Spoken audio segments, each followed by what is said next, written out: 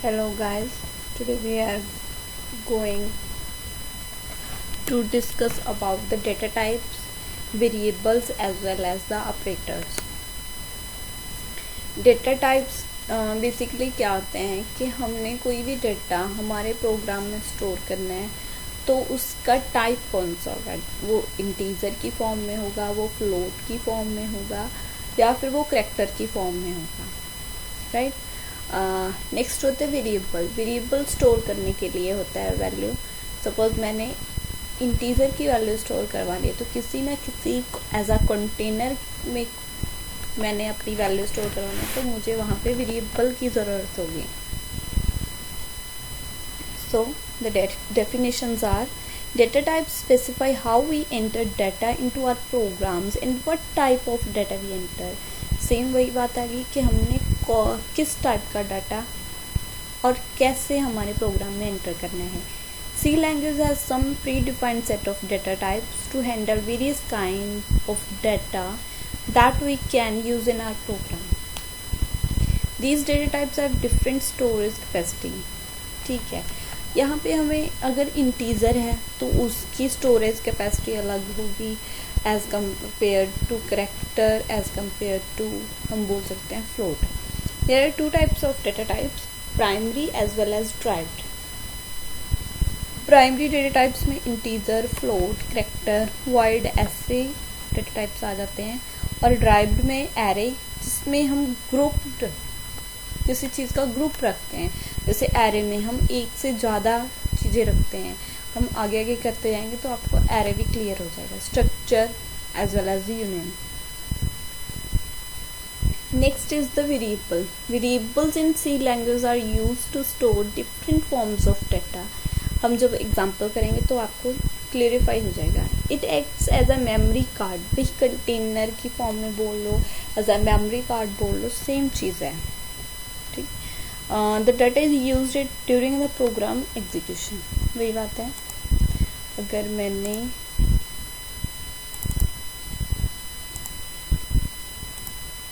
सी का प्रोग्राम करना है कोई भी मिल सकते।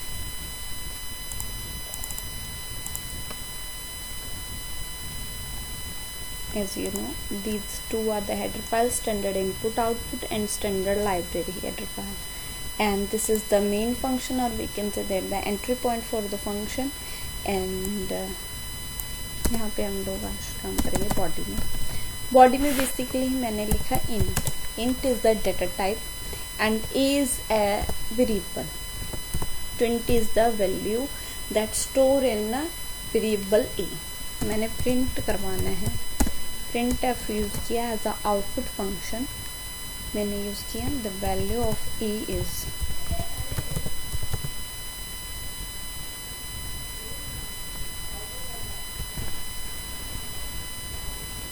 The value of A is, यहाँ पे मुझे परसेंटेज डी लगाना होगा क्योंकि मुझे इंटीजर के लिए परसेंटेज डी चाहिए और फ्लोट के लिए percentage F.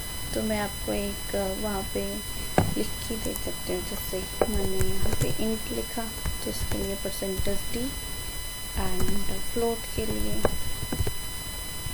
Percentage F, and character के लिए मुझे परसेंटेज सी चाहिए होगा, और स्ट्रिंग के लिए मुझे परसेंटेज एस चाहिए होगा। ये input as well as output के लिए मुझे ये चाहिए। सपोज मैंने परसेंटेज डी लिखा, यहाँ पे मैंने लिख दिया ए, तो ये the value of A is, ये एज इट प्रिंट होगा। परसेंटेज डी की जगह पे आपको ए की वैल्यू प्रिंट हो जाएगी। जैसे मैंने F9 किया तो उसकी वैल्यू क्या आएगी, the value of A is 20। तो यहाँ से आपको क्लियर है कि ए एज अ वेरिएबल है, int is a data type. Same as कोई और डेटा टाइप हम यूज करते हैं। यहाँ पे इंट सॉरी फ्लोट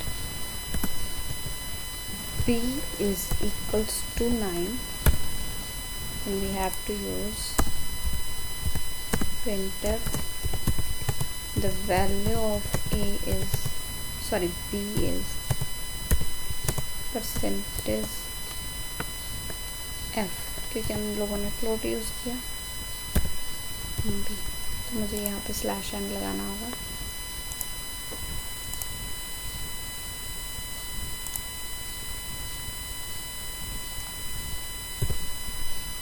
ठीक है, वो नेक्स्ट लाइन में आ जाए।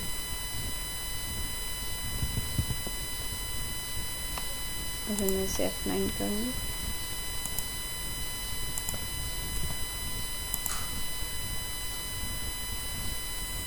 ये देखो, the value of 20 is 20, the value of b is 9।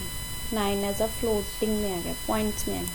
अगर मैं यहाँ पे पॉइंट की वैल्यू डाल दूँ 0.43434 एंड इसे F9 करूँ, जिसकी वैल्यू 9.434 आ जाएगा। अगर मैं 20 को 0.5 करूँ तो इसकी 0.5 नहीं होगा, क्योंकि उसकी डेटा टाइप इंटीजर है, राइट। अगर मैंने पॉइंट में वैल्यू लेनी है तो मैं फ्लोट यूज करूँगी। Next is character. Character is C is equals to A। मैंने कोई भी कैरेक्टर डाल दिया।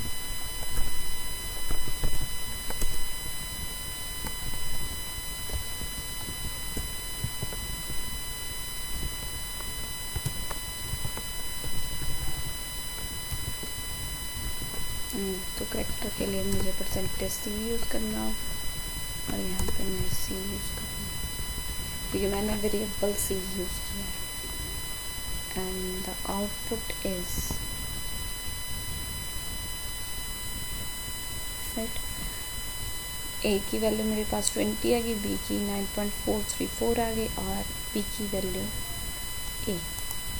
सॉरी, यहाँ पे मैंने प्रिंट किया B, यहाँ पे मैंने C प्रिंट करवाना था, तो अब भी सही है। ये देखो, A is 20 and B is equal to 9.434 and C is equal to।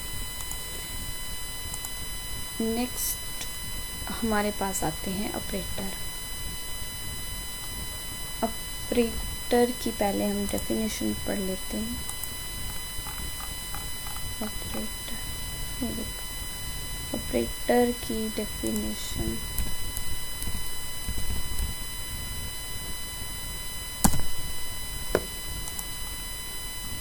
Operator क्या आते हैं? An operator is a simple या symbol that are used to perform operation. There can be many types of operations like arithmetic, bitwise, etc. There are so many types of operator. So ये हम next video में करेंगे. So आज के लिए